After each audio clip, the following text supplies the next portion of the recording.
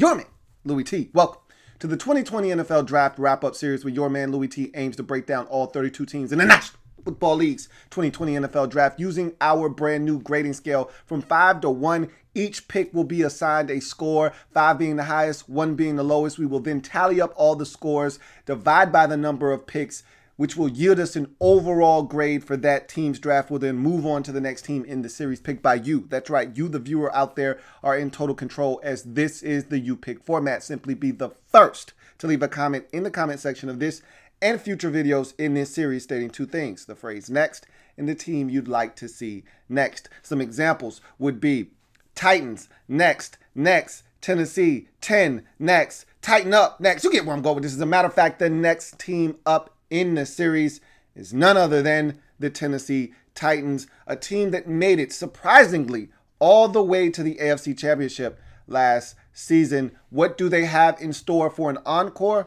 Guess we'll have to wait to find out. They made some moves this offseason, and you knew they were going to react to those moves somehow, some way. One of those moves was very, very questionable in allowing Jack Conklin to move on in free agency. But look, as an organization, you have to make decisions that are in the best for your team and in the best interest of your team. And in that particular case, you've got other guys that you potentially want to sign. I still think that Jadeveon Clowney is in the cards and in play in Tennessee. When it's all said and done and we start getting close to deadlines in terms of teams reporting back to camp, and I think Jadeveon Clowney and the Tennessee Titans are going to come to some kind of middle ground, and he'll be a Titan, whether it's a short-term deal, it's a one-year prove-it deal, or it's a long-term contract. Whatever the case may be, I still think that's something that is lingering out there, but they needed to upgrade the right tackle position, obviously with no more Conklin in play. Dennis Kelly is not a starter in this league, and I'm aware of that, and so they had to do something. I'm not sure if what they did was the right thing. We'll talk about that, but also what's hovering over this team's head is the contract or lack thereof to your franchise running back who you tagged in the offseason in Derrick Henry. So there's some questions there, and I'm really fascinated by that development in Tennessee because you take a running back, and I think that you take a really good running back, and now you kind of want to see what's going to take place. And we've seen the track record of some of these backs that have gotten big deals not work out. And so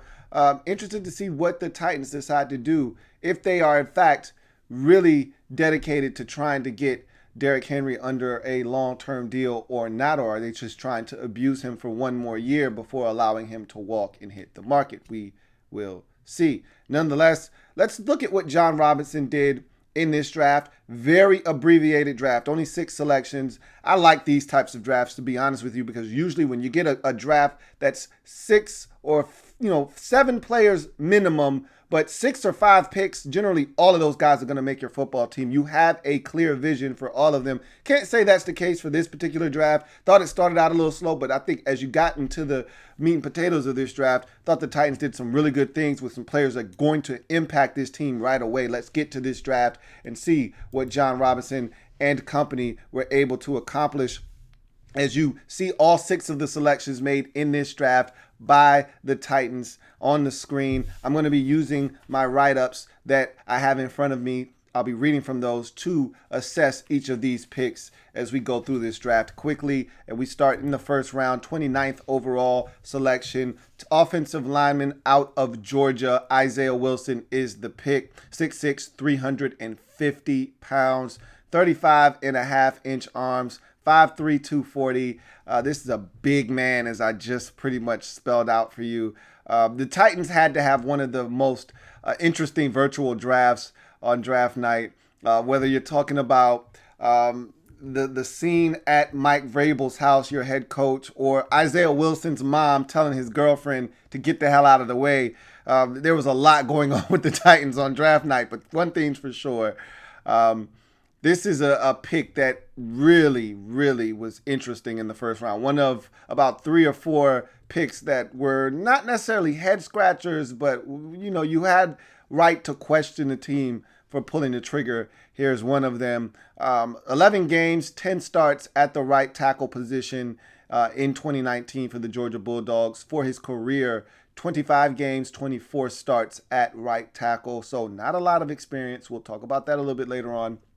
I had a late day 2, which equals out to a round 3 grade, to a early day 3, which is a 4th round grade. So anywhere in that vicinity, I was comfortable with pulling the trigger on Isiah Wilson. You pulled the trigger in the back end of the 1st round. He was my 11th tackle in this draft. You took him off the board as the 6th tackle. So right there, I think you overstepped your boundaries on this one. We'll talk about why exactly I feel that way, but let's talk about the reasons why the Titans felt like he was the right guy at 29. You start with his strengths. Massive size. This guy is a mountainous man. I talked about the 6'6", 350-pound frame with 35.5-inch arms. That checks off every single box you're looking for in terms of the frame category. And that length is exactly what you're looking for, whether you're talking right or left tackle. You're looking for that kind of length at the position. So he checks off the length box. He checks off the size box and the girth. And what you get with that is a guy that generates movement in the run game. And I think that's the thing that the Titans saw in Isiah Wilson right away. Is he the cleanest in pass protection? Does he have a ways to go there? Absolutely no, he's not the cleanest in pass protection. Does he have a long ways to go? Absolutely. He needs some seasoning and some coaching. But what he can do right away, I mean, immediately, is you plug him into the lineup and you're going to be able to run the football. Well, what do the Titans want to do above all else? They want to run the football. So you get the premise and the idea behind the selection, and that's what he does best, is he moves guys against their will in the run game. You got to see him do it on tape for the Georgia Bulldogs, another team that likes to run the football. What they do best, it translates to the NFL. They have a pro-style offense. They run the football, and that's what the Titans want to do. They had a game manager at Georgia. I'm not necessarily labeling Ryan Tannehill as one, but, look, if the shoe fits, wear it. I want to see this guy for a full 16 games play the way that he played down the stretch in the regular season, because really in the postseason, all he did was manage games. So I want to see what happens for a full 16 game slate, but this guy can definitely move people in the run game. His length allows for recovery and running rushers up the field. So what happens is this guy gets beat quite often in pass pro, which is one of the reasons I couldn't envision him going anywhere near the 1st round. Never once did I say to myself, Isiah Wilson, 1st round pick, man, this guy's got some talent. I said, yeah, this guy's got some talent, but he needs a lot of work. And the reason is because he doesn't have a really good pass protection plan right now. He's just all out of sorts. And he's a big man. And sometimes guys like him find themselves in precarious situations because of their size. And he's not the best athlete in the world. And because of that, you get guys running circles around Isiah Wilson. But what he's able to do because of that length is he's able to recover, get back into the play, and just get a piece of that guy and push them up the field. And a lot of times it's enough for the quarterback to be able to step up, reset his feet, and deliver the football in the pocket. So, you don't always love what he brings to the table in the pass pro department, but you love the fact that he stays in the play and is able to recover, and that length is able to bail him out and force guys to run that arc and not be able to flatten the edge and come straight downhill to the quarterback. He's got upside. Look, I'm not going to sit here and act like this guy doesn't have talent and that there isn't a lot of undeveloped ability here with Isiah Wilson, but that's the problem. When you take a guy in the 1st round, you're looking for a guy that's going to come in and contribute right away. And yeah, there'll be some things you need to iron out, but generally speaking, a guy in the 1st round, you shouldn't be talking about massive deficiencies. You should be talking about things that you want to minimize, but you should be talking more about his strengths and the things that you're really excited about. And, there may be 1 or 2 things you need to work on, but you'll iron those things out. He's got a big problem, but there is upside here. And if you do iron out his pass pro deficiencies, or you are able to minimize them and maximize his strengths, then this might turn out to be one hell of a pick for you. But we'll see. because I've got my doubts. Speaking of which, you get to his weaknesses. Struggles with balance. Finds himself on the ground a lot. And, guys that are on the ground unnecessarily as offensive linemen are a pet peeve of mine. There's no reason for you to be on the ground. You can't help me if you're on the ground. You can't help me in the run game. You can't help me as a pass protector if you're on the ground. And the guy that you're blocking isn't. Now we have a problem, okay? So he struggles with balance. Part of the reason he struggles with balance is the next weakness. Feels he gets stuck in the mud, okay?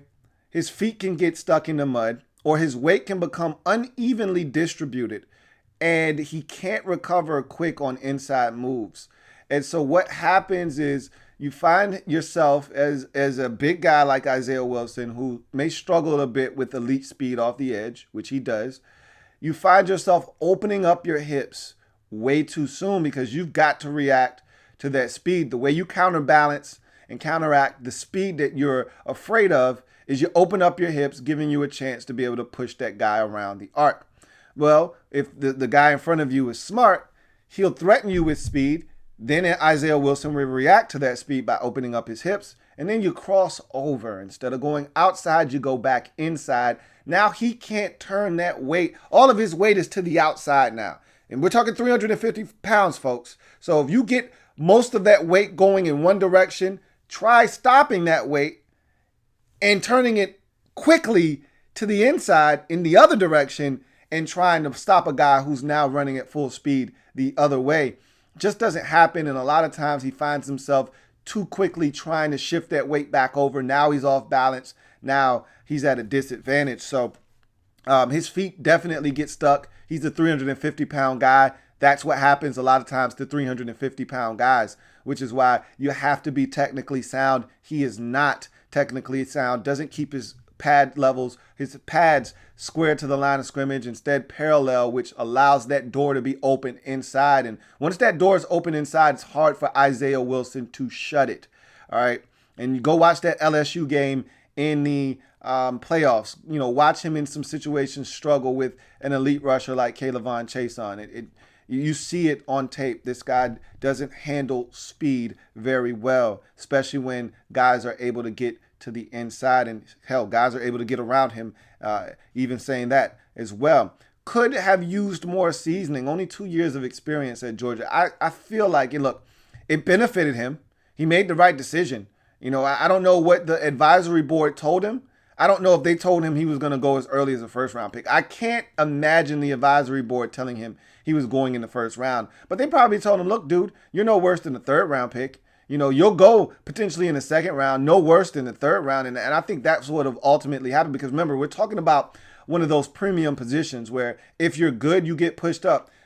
After quarterback, tackle is the next position that gets pushed up on draft boards. If you're any good, you're going to hear your name called sooner rather than later. And so I think the advisory board probably told him, hey, dude, if you decide to come out, you'll be no worse than the third round pick. You'll probably be taken in the second round, but no worse than the third. He got taken in the first round, so he bet on himself, and he ended up being right. Now, he could have used more seasoning, though. And look, if you feel like you can come out and become a high-level draft pick, you do it. He did it. Good for him. But in terms of on the field, this guy only has 24 starts. That's not a lot of starts in college football, especially for a tackle. But look, I'm not going to kill him for that. He just could have used more seasoning as an offensive tackle in pass protection. I think he's ready to go right out of the packaging as a run blocker. Even he could probably even use some more seasoning and technical support there as well. But just off of his sheer size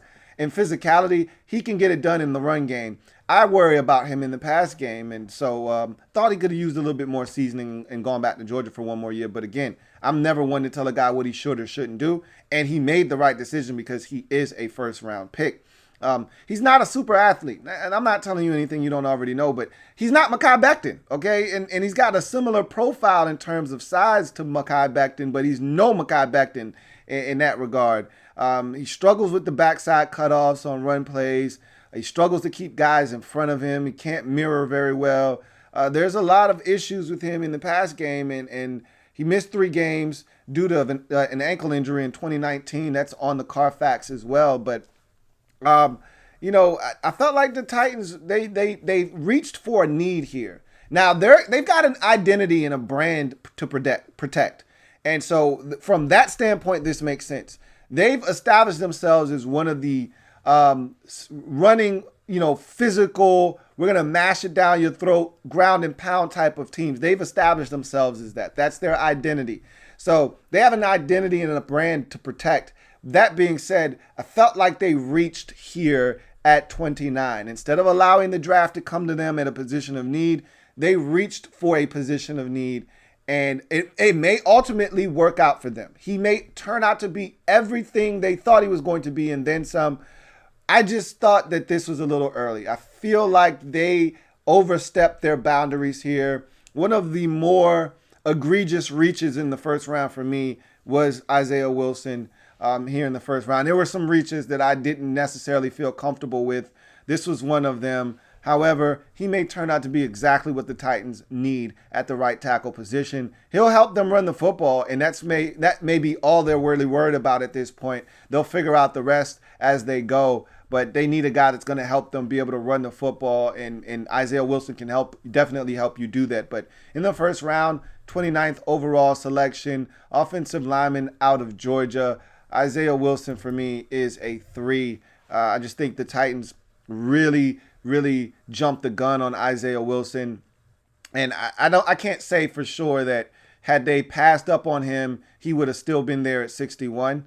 I'd like to think that he would have still been there at 61. I could be wrong though, because you saw a lot more tackles come off the board right after that pick. Robert Hunt went to the Dolphins, and teams kept going after tackles, and so who's to say he would have still been there? I'd like to think that he would have been available for them at this next selection that I'm about to jump into. In the second round, 61st overall selection, cornerback out of LSU, Christian Fulton is the pick.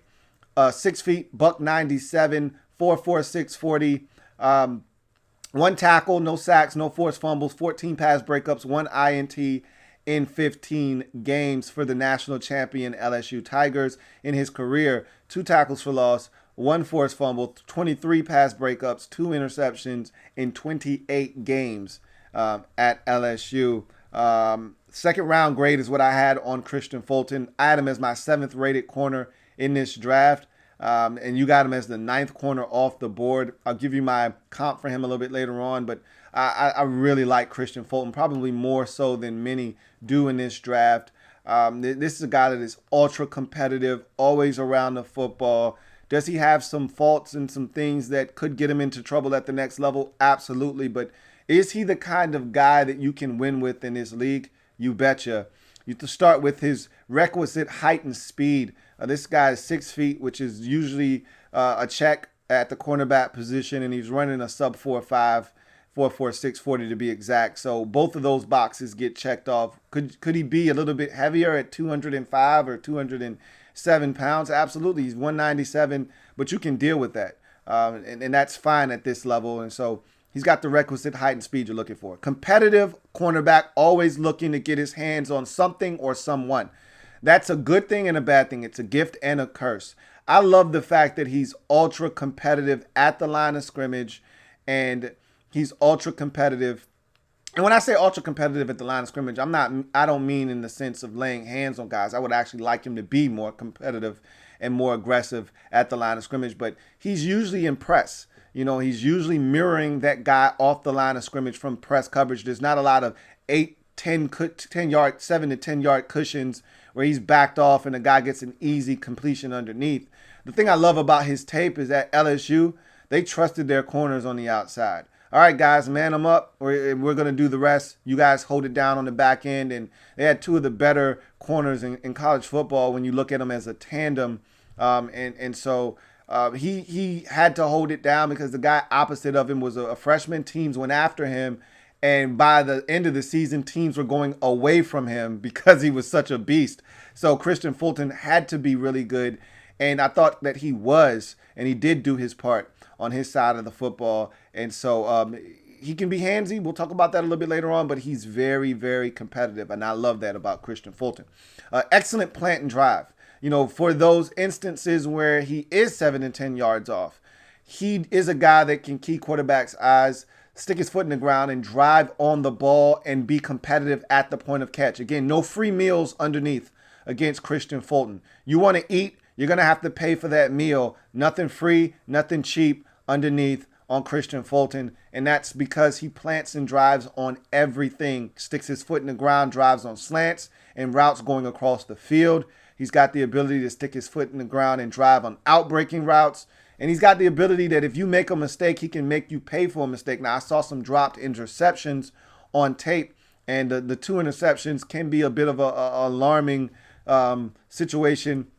But at the end of the day, he's getting his hands on footballs. And it's a lot of that is a part of the fact that he has the ability to stick his foot in the ground and come downhill very rapidly. Fierce aggression at the point of catch. This probably is his best attribute to date right now, is his ability to just be physical at the point of catch. Whether he's raking or scraping at your arms, or he's pulling and tugging at the ball, or he's getting his hands on the football, he's not going to allow for a clean catch. Now, again, he can get himself into trouble in some of these instances, but I love guys that are very aggressive at the point of catch. That's your last opportunity to find a way to make this an incompletion, or worse, or for you, better, an interception. That's your last opportunity for you to stop the guy that you've been pretty much tailing this entire play from catching the football on you. And so I need you to do everything you can in your power to try to not allow that to happen. And he's one of the best corners in this particular draft at not allowing guys to catch the football. So reads route combinations very well. You could argue that both of his interceptions, and I saw 1 or 2 that should have been picks, and in particular should have been a pick 6, that he read the combinations on the routes and jumped it. And yeah, he was being a little greedy and could have gotten himself into trouble, but it worked out for him, And so this is a guy that understands what's going on. And, some of the better corners in the league are risk takers. You look at probably the best risk taker we have in the entire league is Marcus Peters. And yeah, you live by the sword, you die by the sword. He gets beat quite often deep. So, taking those risks, I should say. And you make plays that way, though, as well. And Christian Fulton is a guy that absolutely sees what's going on in front of him, sees the concepts, understands what he saw on film and what they like to do out of this set. All right, this guy's running a clear out route, and this guy on the inside is running an outbreaking route, and that's where the quarterback wants to go with the football. I know I'm supposed to be playing cover 3 and deeper than the deepest, but I'm going to squat on this outbreaking route, and if he dare throws this, I'm going to jump it and I'm going to pick it off. And so that's the kind of playmaker that this guy is. You watch him in I want to say it was the SEC championship game versus Georgia, might have been against Georgia in that SEC championship game, where it's a corner route, and from the slot he's on the outside, he sees the corner route and he just falls underneath that thing and picks it off. That's the kind of ability that this guy has. He reads route combinations very well. He's got LLC properties. He's usually looking back for the football. There are times where he doesn't look back for the football and chooses to read the receiver and his reaction to the ball coming, and then he reacts to that. But he's also a guy that looks back for the football, locates it, tries to make a play on it. And so he does have LLC properties. I like him to display them a little bit more, but he does have them, and so I can live with that. He's a willing tackler. He will get his hands dirty. He will come up, make some tackles. He's a smaller guy, so, there's the propensity for him to miss. But, all in all, he's going to go in there, stick his nose in there, and try to get guys on the ground. You go to his weaknesses. Doesn't lay hands on receivers at the line of scrimmage and can be broken off and separated from. So the only thing that I really was disappointed with him about at the line of scrimmage, because I think he actually mirrors pretty well. Now, there is a little bit of clunkiness in his transitions. We'll talk about that here in a second. But when like I said, they played a ton of man at LSU. A lot of, hey, man, that's your dude. Stay with him. And we're going to turn the dogs loose. And so, when you're at the line of scrimmage, I'd prefer you to put your hands on the guy in front of you, Be a little physical with him. And I'm not telling you to do that every time. Switch it up. They need to be thinking, okay, he's in press again. All right, let me be prepared. This guy's probably going to try to be physical with me. And then you don't lay hands on him and he's looking ready for that contact. Now you got him. You're in his head. With him, he's usually not going to touch that guy. He's just going to try to mirror him off the line of scrimmage. Well, what that allows for is a free release. And once you allow a guy a free release, they're liable to do anything because they got some extra time to work with. Instead of fighting with you at the line of scrimmage, and now they got to get into their route. Now they got time to give you stutters and hezzies and, all of a sudden now guys able to give you a 1-2 step. And I'm watching them against Utah State. And their receiver out there broke him off. 1-2 step, Jordan Love got him the slant, and Christian Fulton wasn't even anywhere to be found. All right. And you see it on tape from time to time where he gets broken off at the line of scrimmage and he's lost in the sauce. And he's not one of those guys that can afford to get lost early in the rep because then he's playing from behind and he doesn't react well to being out of phase on routes. Balance can be an issue at the line of scrimmage or down the field. So you see him a lot of times stumbling all over the place down the field. That's when he starts to get handsy, grabbing a guy. Or you see him as he's transitioning from that back pedal to a sprint. He comes up high, and I noticed that he pops up. And once you pop up from from your back pedal to turn and sprint, that's when you get the imbalance because you're popping up. Now your feet are not underneath you the way that they are supposed to. That's why they train you to stay low in transitions. He doesn't do that all the time, and now you find yourself stumbling and trying to regain your balance. Now you've given up a step to that receiver. He needs to stay low when he's transitioning so that there isn't those balance issues at the line of scrimmage. Now down the field, it's a little problematic for him because he's just a guy that wants to stay on top of the receiver. He tries his best to stay on top of that receiver. Sometimes he loses his balance in that process, and then he gets grabby. Speaking of which, he's extremely handsy, man. A lot of his pass interference calls are really just due to him not trusting his technique, panicking, and wanting to have the advantage against the guy next to him. And instead of him just trusting in his abilities, he feels the need. And that's really 90% of the corners in the NFL. When they get pass interference penalties, 10% of the time you're just toast. You're beat. And you need to do something. But really, 90% of the time, guys are in phase, and they really didn't need to do that. They just needed to locate the football. But they don't trust in their abilities. They don't trust that they're in phase, and they don't trust that they're going to be able to make a play and turn around and find the ball in time. So they do the next best thing, or in their mind, the next best thing. And that's to try to be physical with the guy at the point of catch. Sometimes the ball isn't even there yet.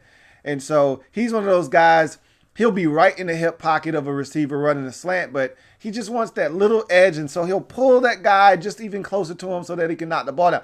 Unnecessary. Now you're picking up pass interference for no reason, or you're picking up a holding penalty for no reason. Don't do that. There's no reason to tug on a guy at the point of catch. He's one of those guys that down the field, he wants to grab on the back of your jersey and pull you down so that he can try to jump into the air. Don't do that. You're right in position. Don't find yourself picking up a penalty unnecessarily. But that's who he is as a football player. And then you've got this on the Carfax. Back in 2017, he was suspended for the entire year. And really, it was a 2-year ban by the NCAA because he had a tainted urine sample. This is a guy that was smoking weed. And he admitted, look, I had smoked weed 2 days before the test. I thought I was going to get caught and red flagged. So I got somebody else to piss in a cup for me. The NCAA found out, and he essentially was suspended for 2 years. They ultimately they reduced it to 1 year. He had to sit out the entire 2017 season. Look, it's weed. The NFL has lowered their policy on weed. I'm not going to kill him for that. He made a stupid decision, but it is what it is. Bottom line is you're getting yourself an aggressive corner that can play out wide. I don't think he's a number one corner in this league. He wasn't a number one corner at LSU, but I think he's the next best thing. He's a number two corner, and I think he can be exactly that for you. And so in the second round, 61st pick overall, cornerback out of LSU, Christian Fulton for me is a 4, man. I think this guy's a competitor. I like his DNA and his makeup. I liken him. My comp is AJ Boye. That's who I think of when I see him. Competitive corner that can sometimes get himself into trouble down the field, but has the ability to stay in phase, make plays on the football, and just pester the hell out of receivers down the field. And I think that's what Christian Fulton's going to do for the Tennessee Titans. As we move on to the next selection in the draft, we go to the third round, 93rd pick overall, running back out of App State, Darrington Evans is the selection. 5'10", 203-pound running back, running a 4.41 40.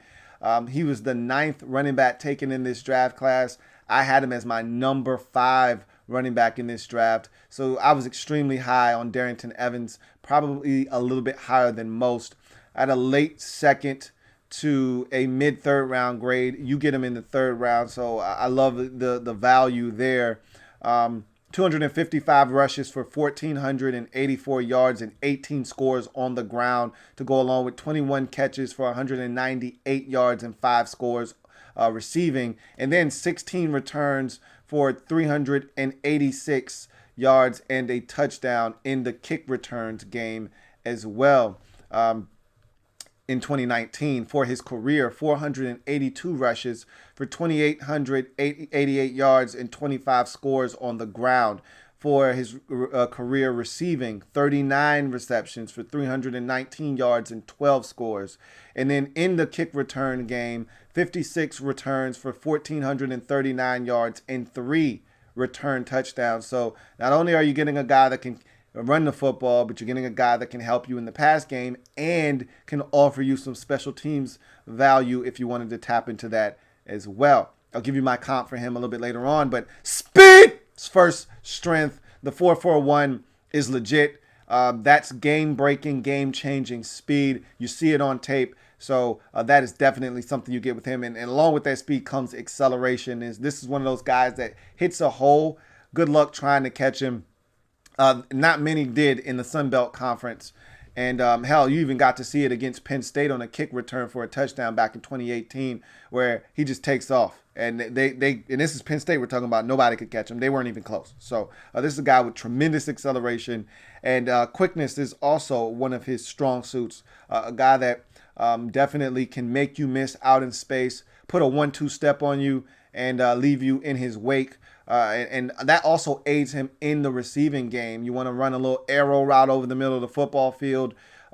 Nothing for him to break a linebacker off, get open, and then get up the field. So this is a guy with some quickness also in his game. Agility. He's one of those guys that doesn't have to stop to change directions and cut. He's seamless in his transitions from, cutting and changing directions. And the guys that are the most dangerous in the league with their speed are the ones that don't have to de-accelerate to make a move. They can do it while running at top speed. And he's one of those guys with that kind of agility, will put a spin move on you in a heartbeat and not lose stride. So he's a pass catcher. I talked about that already. This is a guy that can catch it out of the backfield. 12 receiving touchdowns in his career, 5 just a season ago for App State. So this is a guy that can catch it out of the backfield, something you could desperately use out of your backfield. And so he's, to me, the perfect complement to Derrick Henry. And this is a great pick by the Tennessee Titans.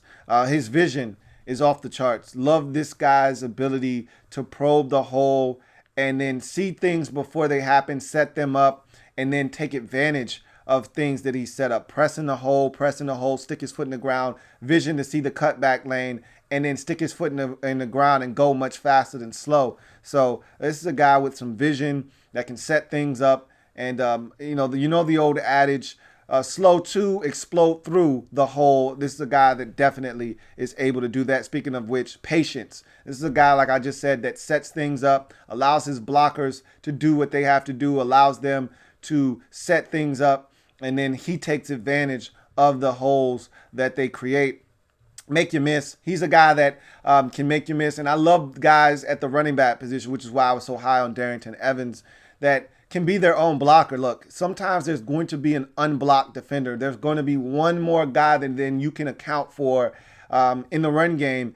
If they bring that eighth defender down in the box, so they've got a run blitz on, you've got to be able to make that first guy miss. And if you can, there's a lot of green grass and real estate ahead of you, because they got that one guy up there for that exact reason, to be unblocked and to make the play. And if you can make him miss, now there's a lot of opportunity between you and the next defender. And so he's a guy that can be his own blocker, and he can make you miss out in spaces. He gets to the second level, he becomes even more dangerous because of his ability to not lose stride, be able to break you off, and accelerate. So there's a lot here with Darrynton Evans. Then you get the kick return value, which is just icing on the cake. I talked about this guy being a true running back threat. Talked about this guy hurting you out of the backfield as a pass receiver. Well, this is a guy that also can help in the returns game. As I mentioned, 3 kick returns for touchdowns in his career, had 1 in 2019. This is a guy that can hurt you in a multitude of ways. And then finally, his pass pro. And look, if you want to get a guy that can come in and help you right away at the running back position, the first thing they've got to be able to do is protect. Yep, you love a guy that can catch it out of the backfield. Yep, you love a guy that can run a good draw or catch a screen on a third down. Those are all great things to have. But if you can't protect the quarterback on third down, you're a liability on the field on third downs. And this is a guy that comes in right out of the packaging, no required assembly. He can come in and help you in the backfield as a pass protector on third down. So right away, he comes in as the perfect complement to Derrick Henry in this Titans offense. You go to his weaknesses. He's got an angular build. Yeah, he's not the biggest guy in the world. You'd like your running back to be about 215. That's the going rate. Even Alvin Kamara, who doesn't look like the biggest guy in the world, even he's 215. That's what you're looking for. Christian McCaffrey is the exception to the rule. He's probably south of 210 pounds. He's probably in that 207-pound range, somewhere in there. But he's low to the ground. He's low built, and he's able to not take the brunt of a lot of hits. Darrynton Evans has a longer frame. He just looks like he's a much taller guy. And so he's got a little bit of an angular build, and he's not very heavy. Can he be a workhorse? I don't know if that's a question we need to have to answer right now because of the backfield that the Titans have, and he'll be sharing the workload. I'm not sure about him being a workhorse or not, but it's really interesting. This is what I was talking about when I said the Titans are very interesting because, are they really sincere in their negotiations with Derrick Henry, or are they just trying to extract one more year out of him before moving on? Let's say that Darrynton Evans, remember, once upon a time, Derrick Henry was in Darrynton Evans' shoes as the young buck on the block that was just getting the mop-up carries. But you saw something in him that allowed you to move on from other guys and make him the guy. And if Darrynton Evans in his rookie season shows you that he can be the guy, let's say he burst onto the scene with CJ2K type of ability, it's pretty safe to say that if a long-term deal isn't reached with Derrick Henry before the season starts and he plays under the franchise tag and this guy burst onto the scene, you could see a situation where they say to themselves, hey, Derrick, it was great, man. We love you, but we got a younger, cheaper back here. We're going to roll with him, and we'll draft another back next year. And thanks for playing, man. We really appreciate you. So I want to see what happens. But right now, I don't think you have to answer that question. But, there are questions and concerns about his size and can he be a workhorse at this level. I think the same thing was said for Christian McCaffrey. We've seen how that turned out. Physicality, he actually runs very physically for a guy his size. He's not afraid to slam it up in between the tackles. You would think a guy that's right around 200 pounds is looking to bounce everything. That is not Darrynton Evans. And so the physicality, you see it in the pass pro game, and you see it also as a runner. That's not something you need to be worried about. This guy is not squeamish.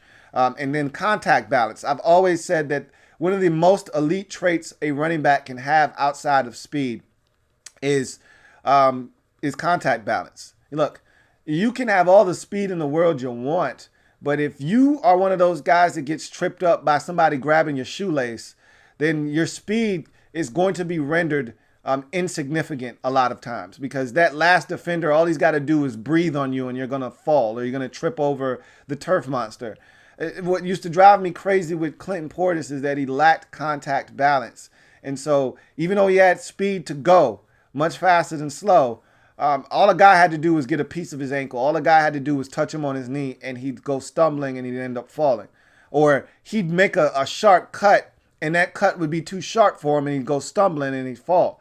Alvin Kamara, and the best two examples in the league right now, and the best example I have for you is Alvin Kamara, but Christian McCaffrey and Alvin Kamara have some of the best contact balance in the entire league. You hit these guys, they stay on their feet. You try to trip these guys, they stumble, they put their hand down, they stay on their feet. They're guys that bounce off of contact. You come with raggedy, half-hearted arm tackle attempts. They bounce off of those and run through those as well. And so those are the guys that get the yards at the contact. Those are the guys that scare you the most because they're hard to get on the ground. We see Alvin Kamara doing the contact balance drills, standing on those balls with 1 foot, and balancing himself. That's to work on the contact balance so that he's hard to bring down. Darrington Evans is one of those guys that's just hard to bring down. You look at some of the Carfax information. Sat out all of 2017 with a knee injury. All right, so that's something on the Carfax to keep in mind. You look at his career fumbles, only 2 of them. He lost 1 in 2016, and he had 1 in 2019. So this is a guy that pretty much takes care of the football. You love that. So that's also something you could throw into the strengths category is ball security. And then he had a kick return touchdown in each of his 3 seasons at App State. So again, that special teams value is something that should not be slept on. My comp for him is Kenyon Drake, running back out of Alabama, drafted by the Dolphins, now playing some outstanding football for the Arizona Cardinals.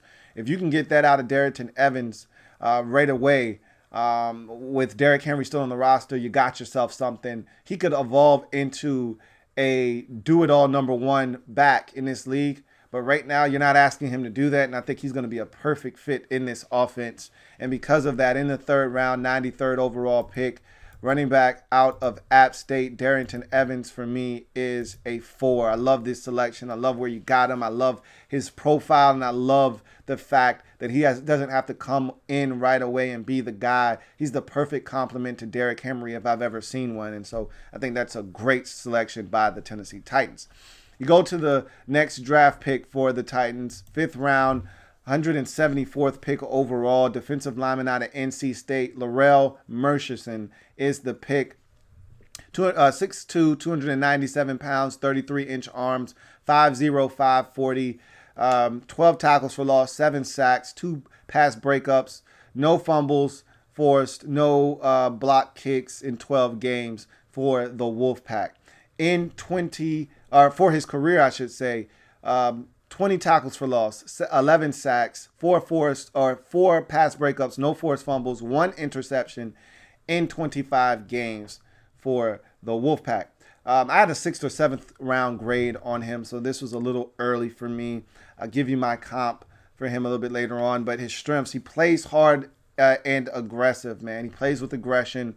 It's a guy that goes hard on every single snap. You don't have to worry about the motor running cold with Larrell Murchison, so I do like that about him. Forceful swim move to try and bully his way into the backfield. He's got a really aggressive swim move, and if you're an unsuspecting offensive lineman, you can get caught off guard by it, and next thing you know, he's in the backfield looking to make a play. That being said, it's such an aggressive swim move, and it's so animated that he can get hemmed up right up under his arms and not go anywhere. So you'd like swim moves to be really graceful and quick. His is long and aggressive and hard, and if it works, great. If it doesn't, it's an easy ticket to either ending up getting washed out of a gap or just not being able to go anywhere and being stalemated. But I saw it work on film, so it is something that he does go to quite often and can get results from. We'll see if he's able to do that at the next level or not.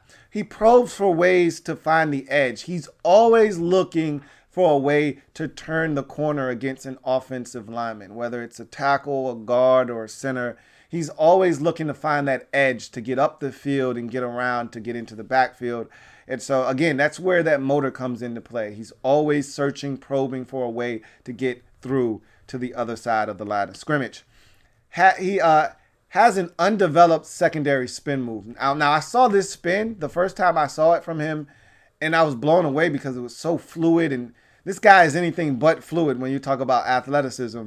And to see the gracefulness, this guy's one of these players that everything he does is so animated, and it's usually disjointed, and it's mechanical-like. And when you watch him on his spin, it was just fluidly done. It looked like it was straight out of the Dwight Freeney school of spin moves. And I'm like, dude, if you can do it that well, why don't you do this more often? And I just don't know why he doesn't use it more. But if I'm his defensive line coach, that's one of those moves that we're going to develop. We're going to work on that. After we get all the fundamentals and all the technical stuff out of the way, the first thing I'm going to him and saying is, look, dude, I want that secondary spin move perfected. That's something that you could go to where, you've been wearing this guy out with quickness, or you've been wearing him out with the swim, or you've been trying to press his outside shoulder the entire first quarter, and now he hasn't seen the spin move, and then you just bust it out on him in the second quarter. Boom, spin move when you need it on a critical third down, try to get off the field, and all of a sudden you're in the backfield. That secondary spin has some legs to it. It just needs some more developing. He needs to use it more. Holds his ground at the point of attack, even versus double teams. I was actually impressed because I looked at his weight, 297. Okay, probably can be pushed around by double teams. Combo blocks probably move him off the spot. Not so fast. Au contraire, my friend. This is a guy that holds his ground versus double teams, and he's pretty damn stout at the point of attack, which was somewhat surprising to me. So, does a good job of playing with leverage and holding his ground at the point of attack. His weaknesses: he runs like he has ankle weights on.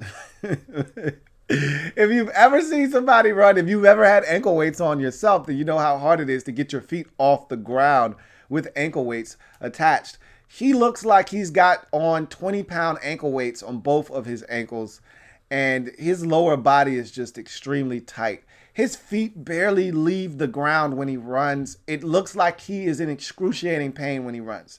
It's hard to watch at times.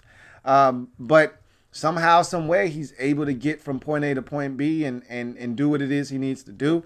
And so while it's not the prettiest thing to look at, and sometimes it's very restrictive in his movements, and it allows guys to be able to stay in front of him and block him, he's been able to combat that his entire career, and he got drafted in the NFL in the 5th round. So obviously he knows how to get around that and circumvent that issue there. But a lot of his sacks were effort sacks.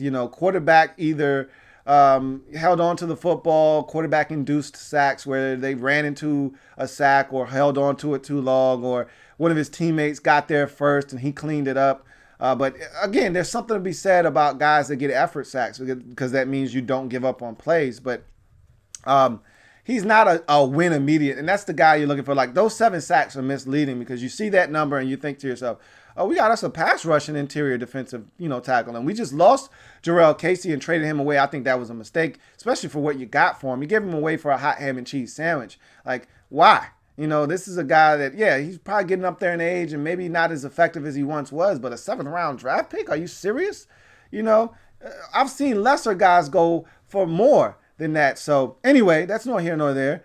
He's definitely not, Jarrell Casey, but you see the 7 sacks and you're thinking, okay, this is a guy that, may not be able to start right away, but, and you're probably thinking that, that Simmons is going to be your new Jarrell Casey and probably will end up being that guy for you. But nonetheless, he's not a guy that's going to win immediately and get you sacks. If he gets sacks, it's going to be hustle sacks. It's going to be effort sacks. But anyway, doesn't possess a dynamic or even threatening bull rush. For a guy that's as stout at the point of attack as he is, you'd like to see some of that quickness that he has off the snap. Sometimes, transform itself into power and, have a guy convert speed to power. He just doesn't do that very well. And I never felt like guys are threatened by his bull rush. Generally, if he's not winning with some kind of swim or some kind of quickness, or they're not running some kind of TE game up front and he's looping around, generally he's just getting blocked. So, he's a guy that doesn't necessarily stay blocked, especially in a run game, but not a lot here, man, in terms of him getting to the quarterback. He's solid in the run game, and that's what you get in the 5th round, essentially. And so I'm not going to kill him. My comp for him is Justin Jelly Ellis.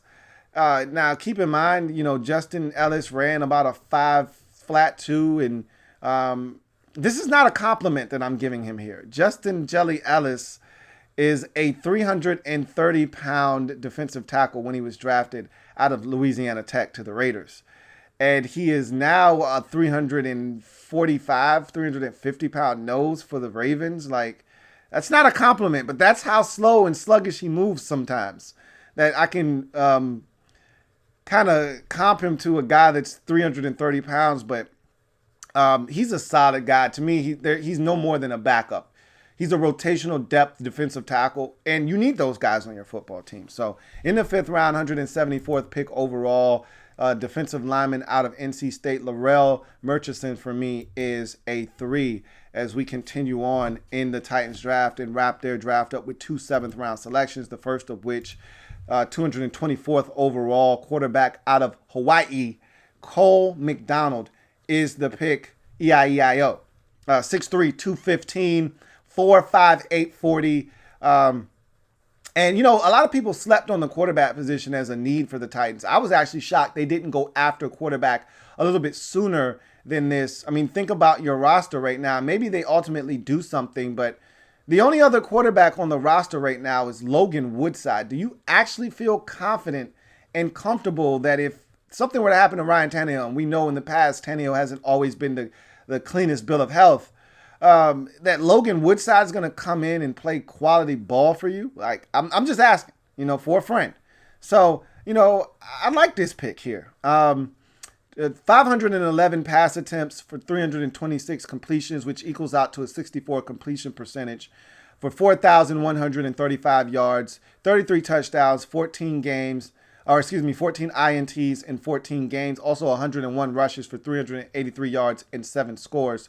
For his career, 995 passing attempts, 611 of them completed for a 61% completion percentage for 8,010 yards, 69 touchdowns, 24 INTs, 235 rushes for 742 yards, and 11 scores in 27 games. So you're talking about essentially a 2-year starter here in Cole McDonald. I had a mid to late day 3 grade on him, so you took him right around where I thought he was going to go. Anywhere from the 5th to 7th round, I thought he was potentially a draftable quarterback. He was my 12th quarterback rated in this draft. He goes 10 off the board, so not too far away from where I thought he was going to be selected. His strengths: throws with timing. All right, he's one of those guys that's a rhythm passer. And then my next pro, so I might as well lump it in, accurate when in rhythm. So he's one of those guys that in the timing and rhythm of a play, if he's able to go to his first read or his second read and they're within the timing and rhythm of the play,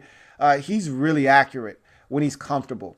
And usually for quarterbacks, they're comfortable within that first read, no worse than that second read. Usually after that second read, that's when things start to break down. That's when guys get uncomfortable. That's when mistakes are made. He's no different. If you get him to hit his back foot, the ball comes out, it's usually accurate and you're moving the sticks. So throws with timing and rhythm, and he's accurate within the framework of that particular snap. And so I like that from Cole McDonald. Good NFL quarterback size. He's 6'3", has an over-the-top motion. It's a really, really over-exaggerated over-the-top motion. It's kind of funky looking, but he's got good NFL quarterback size. I think he lost some weight to run faster at the combine. I don't think he's 215 pounds. I think he shed some weight to be a little bit more athletic at the combine, and it showed. He ran a 4.58. I don't think he's a 4.58 guy on Saturdays, now Sundays, and I think he was more around 220 and 220, 223 when you look at him. And he's probably like a 4.63 guy, which is fine. He's a good athlete. True over-the-top throwing motion, not many balls batted. So again, it's a very exaggerated over-the-top motion. It's kind of funky and herky-jerky looking, but it gets the job done. And like I said, not a lot of balls get batted by Cole Mcdonald that's thrown, so that's a good thing as well. He's got adequate mobility. He's a sneaky athlete, I put down in my notes, and that 4.58 kind of spells that out. So he can get around, you know, and when things break down, if it's 3rd and 4, he can run for 6 yards and get you a first down. You know, good air under his deep ball, man.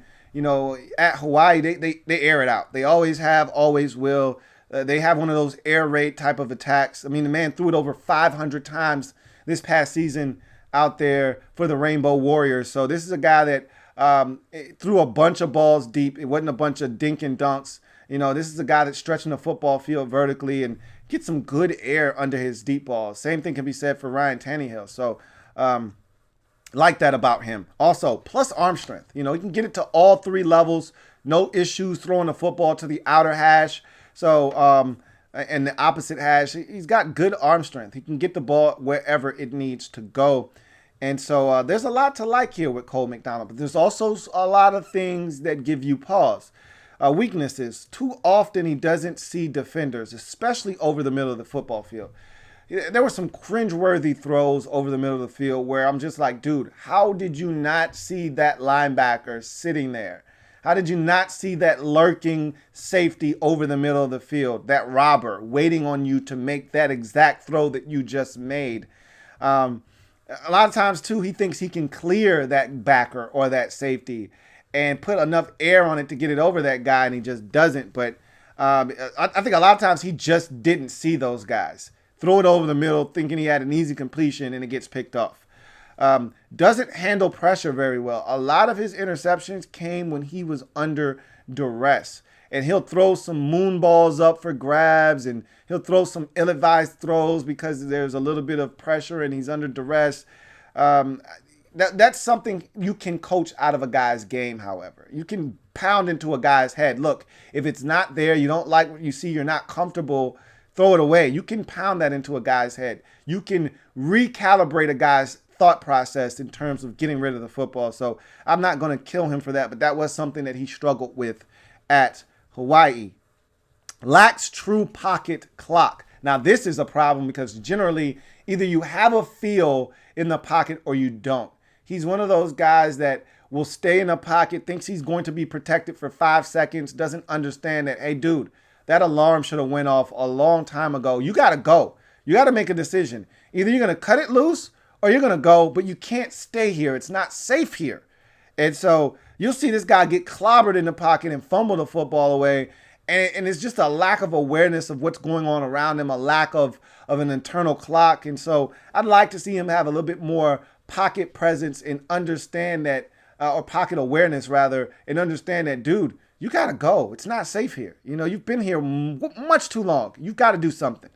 And in inconsistent play, he's just, the reason he's here in the 7th round, because his talent suggests that he should have been gone in the 4th or the 5th round. We saw what the trend was in this particular draft. If you were athletic, you were a playmaker, off-schedule guy, you went in the first 2 rounds, maybe the 3rd or 4th round. There was no quarterback taken in the 3rd round of this year's draft.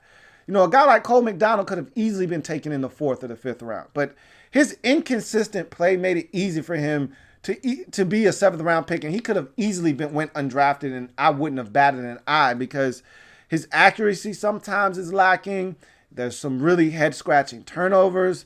And then, you know, for as good as an athlete as he presented himself to be at the combine, you don't always see that on tape either. So there's a lot that he leaves to be desired, but I actually like him as a prospect, a guy that can grow. Only 2 years as a starter at Hawaii, so some of the mistakes are understandable from a guy that just didn't see it enough. So you get him behind Ryan Tannehill, you get him to learn, and you give him a chance to compete. Maybe he doesn't make your roster. Maybe you're more comfortable with Logan Woodside right now, but maybe he's on your practice squad. Nobody's going to fight you for Cole Mcdonald. You put him on the practice squad, you continue to learn, and I think this is a guy that could back up Ryan Tannehill down the road, you know, even in 2020 potentially. We'll see. But 7th round, 224th pick overall, quarterback out of Hawaii. Um, Cole Mcdonald for me is a 3 in this draft for the Tennessee Titans. I liken him to Trent Edwards, the former Buffalo Bills quarterback that was drafted out of Stanford. I know that's not a very flattering review, but when Trent Edwards came into the league, he was highly regarded, and he had a shot in this league. It didn't pan out, but he had talent. Same thing can be said for Cole Mcdonald. We get to your final pick in this draft, 7th round, 243rd selection overall. Cornerback out of Marshall, Chris Jackson is the pick. 6 feet, buck 86. The Moses Malone 4.44 40. No tackles for loss, no sacks, no forced fumbles, 11 pass breakups, 1 INT in 2019 and 12 games for his career. 6.5 tackles for loss, 2 sacks, 45 pass breakups. Let me say that one more time. 45 pass breakups, 7 INTs, and 1 pick 6 in 49 games for the Thundering Herd of Marshall. I didn't have a draftable grade on him, so I didn't think he was going to get selected, and he almost didn't. But I'll give you my player comp for him a little bit later on. Does a good job of staying in phase with receivers. That's how you get 45 pass breakups, is that you're usually right there when the ball gets there and you have a chance to knock it away, or have a chance to fight a guy at the point of catch. He tested well at the Marshall Pro Day. He jumped well, moved well, ran that 4.44, which probably got him drafted. So, there's some athleticism there. There's a little bit of size and length to work with. He gets his hands on the football. 3rd most pass breakups in FBS history. Okay, so those 45 pass breakups, 3rd in FBS history. So that's an eye-popping number. Anytime I see a number that high, I'm usually alarmed. Like, how many of those could have been picks instead of pass breakups? But when you watch him play, those are probably legitimate pass breakups where he probably didn't have a great shot at picking it off. I'd probably venture to say 4 or 5 of them might have been interception attempts that he just didn't catch. But the vast majority of them are going to be breakups because of his style of play. He's a willing tackler, so a guy that'll throw his name in the mix and not afraid to get his hands dirty. He plays special teams. He's a core special teamer, so he'll have a shot to make this roster as a special teamer, as a gunner. And he's a 4-year starter. This is a guy that played a ton of football at Marshall, and so there's that as well. His weakness is he panics with his back turned to the football. Why do you panic with your back turned to the football? Because you lack LLC properties. That's my next weakness. This guy does not look back for the football. I'm stunned and astonished at how this guy got 7 picks in his career, because every game that I watched him in, he did not locate the football. And so what that tells me is those interceptions probably came either right place, right time, ball caroms off of a defender's hand, and he's in the right place at the right time. Or he's in zone coverage and he's keying quarterback's eyes and he's able to see the ball coming and make a play on it. But when this guy's in man-to-man coverage, a lot of him face guarding, a lot of him reacting to the receiver, reacting to the ball coming, and then him reacting to that and stripping it away. And so because of him lacking the LLC properties, because he panics with his back to the football, this is your end result. Had 24 career pass interference or holding penalties or illegal contact penalties, okay? So you just throw those all into one big melting pot. The vast majority of them were, in fact, PI penalties. He had 8 PI calls in 2019 alone. You're getting a certified molester and a certified assault mauler here, okay? This is a guy that if you had a receivers pedophile list, all right, he'd be on it. This guy is an absolute molester of receivers down the field. He's groping guys at all times. I didn't see one time when this guy looked back to try to locate the football. And again, when he feels like he's beaten, he panics and he just starts groping guys down the field. Those 8 PIs speak for themselves in one season, and 24 for his career. It's an alarming number. There's also a lot of pass breakups here. So there's the good, there's the bad. Somewhere in between, you need this guy to fall. But in any event, I liken him to TJ Carey, another guy that played in a small, conference outside of the Power Five, was drafted in the 7th round by the Raiders out of Ohio. Another guy that struggled to find the football in flight and panicked and picked up a bunch of pass interference penalties in his career. He's still in the league. He's hanging on because he's a core special teamer. But think of Eli Apple, all right? One of the notorious muggers in the league right now that constantly is mugging receivers and picking up pass interferences and then getting up and berating officials like, what did I do? You know what the hell you just did.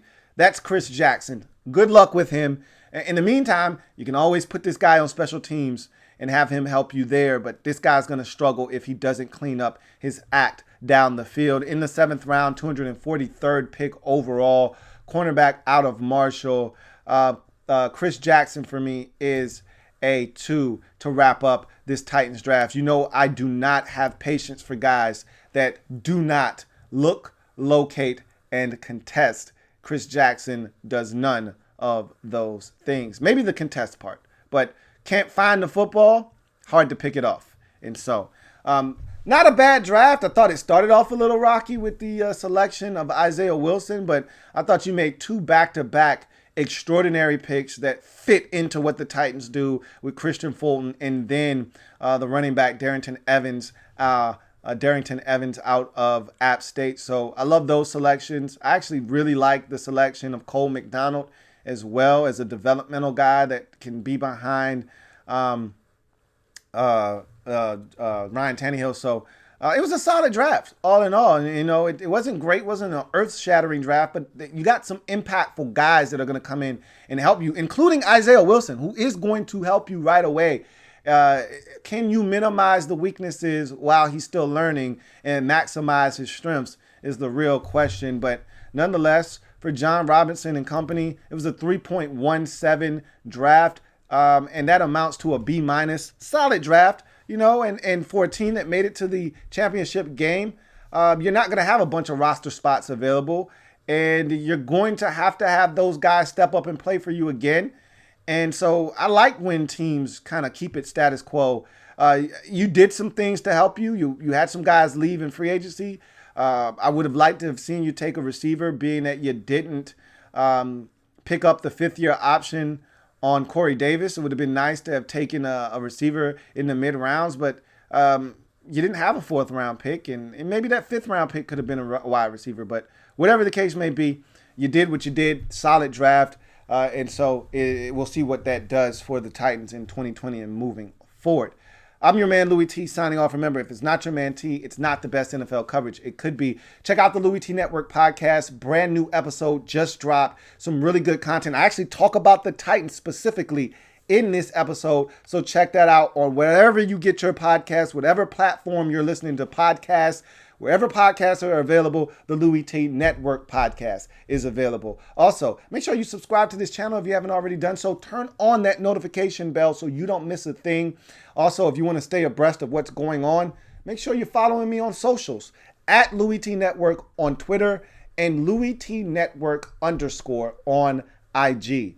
All right. And so, like this video, subscribe, and until next time, you guys take it easy. We'll reconvene at a later date and time to talk more Titans football. But until then, stay safe and have a good one. Louie T Network.